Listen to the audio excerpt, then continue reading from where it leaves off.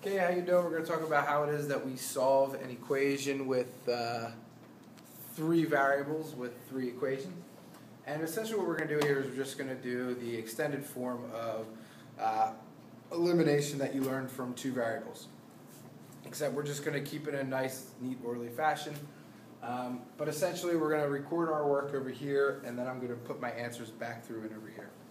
Okay, so what we have here is what you notice is that I need to find it so that I get it to the point where it has one variable. So the goal here is to make it so that I have z equals some number. Okay, then I would have y plus z equals some number, and then I'd have x plus y plus z equals some number. And to do that, what you need to note here is that the x, I have to eliminate the x in the second equation, and I have to eliminate in the third equation the x and the y. Okay, and the way we're going to go ahead and go about doing this is we're going to use that elimination method that you've always used. So, how is it that I can do linear combination and apply it to these three variables so that it gets rid of the x? Well, very simple. The leading coefficient is 2 and the leading coefficient is 4. So I want to make it so that it's 0. So if I take the first equation and multiply the 2 by -2, that makes -4, and -4 plus 4 makes 0. But remember, what you do to an equation, you must do to everything. So I must multiply this entire thing by -2. And what I'm going to show here is that I'm going to say -2, and I'm going to multiply it by the label of equation 1. So I'm just going to show that work. And then I'm going to add to that row 2. So let's show the work, okay? And then whatever my answer is, I'm just going to stick back to into row 2. And for you guys at home, you're going to rewrite your equations each time. You're just going to write them the steps. So show your work out to the right, and then show your new equations right below it. So here we go. So -2. So the first problem, so -2 times 2, which is -4x. Okay, -2 times -4, which is positive 8y. -2 times positive 7 is a -14z, equals -2 times 24, which is -48. I then take that, and I'm just going to add row 2 in. So row 2 says 4x plus 2y minus 3z equals 4. And whatever that answer is will then become my new row 2, and I'll stick it in over here. Okay? So here we go. -4x and 4x makes 0. 8y and 2y makes 10y. -14z and -3z make a -17z. And -48 and positive 4 make -44. So this new answer right here, I'm just going to plug into this row 2 now. Okay? For you guys, you'll just write all this stuff below. Okay, so for me, I just don't have enough space. I want to show my work and get the problems, so here we go. So my new row 2 now becomes 10y minus 17z equals -44. And that's important because that goes along with what I was trying to show before, that I'm trying to get x plus some y plus some z to equal some number. So y plus z to equal some number. And then just have z, or just y or x. So this down here could be z, y equals, or it could be x equals any one of those three. It doesn't matter because at that point, okay, the x won't be in there. All right, but this could be a 0y. So I just want it to be 0y at this point because this equation has y or z. So we're on our way there. I've gotten rid of the x, so this part done. I just now need to eliminate two of these variables, whether it be the y and the x, or the z and the x. Okay, so we're just going to use back to this information. So I'm going to show my work again over here. Okay, so what I want to do here is this leading coefficient is a 3, this leading coefficient is a 2. If I multiply this by -3, and if I multiply this by positive 2, then they'll cancel out. So I'm going to say row 1, so equation 1 multiplied by -3, and add to that equation 3 multiplied by 2. And record my answer back in row 3. So here we go. So everything row 1. So this is -6x plus 12y minus 21z is now going to be equivalent to -72.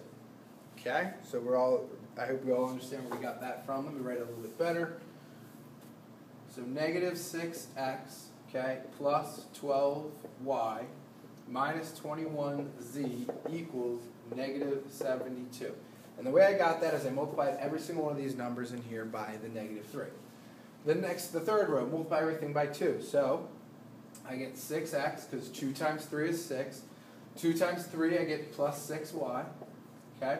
And 2 times a negative z, which is a negative 2z, equals, so 2 times 4 is 8. And then I just linear combine these like always, like there was 2 equations. So here we go. Negative 6x and 6x, goodbye. Okay, gone. The 12y and the 6y, so I combine them and I get 18y. All right? Negative 21z and negative 2z makes a negative 23z equals, so negative 72, and an 8 makes negative 64. And then I'm going to take this answer and I'm going to record it back into row 3. So let's record it there.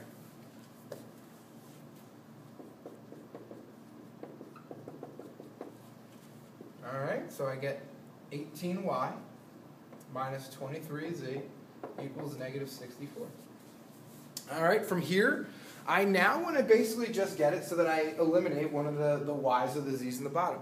So going up to the top equation isn't going to help me. The reason it isn't going to help me now is because this has an x, and no matter what I would do, all right, it would make the x into the new problem when I wrote it back in. So now I just want to use equations that all have the same variables. So looking at row 2 and row 3, they both have y's and z's. There's no anything extra added onto it. So what I'm going to do is I'm going to use row 2 and row 3. And what I'm going to do for row 2 and row 3 is I'm just going to do it like we originally had back in Algebra 1 where you had the 2 equations and you did the linear combination. So for row 2, I need to multiply it by 9. And negative 9, and row 3 I'm going to multiply it by a positive 5. And the reason for that is I'm going to change, I don't really know the numbers that 17 and 23 go into, and I really don't feel like multiplying this by 23 and this by 17.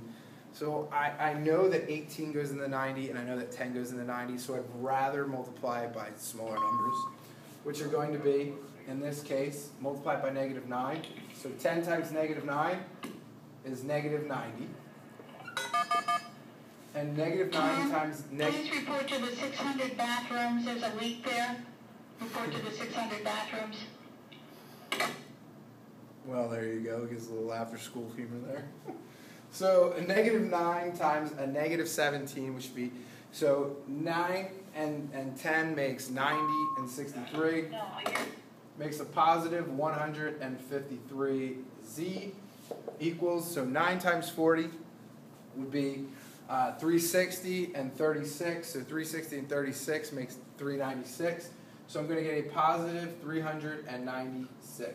Okay, so all I do is multiply everything. I'm just doing it in my head. Okay, 5 times 18 is 90.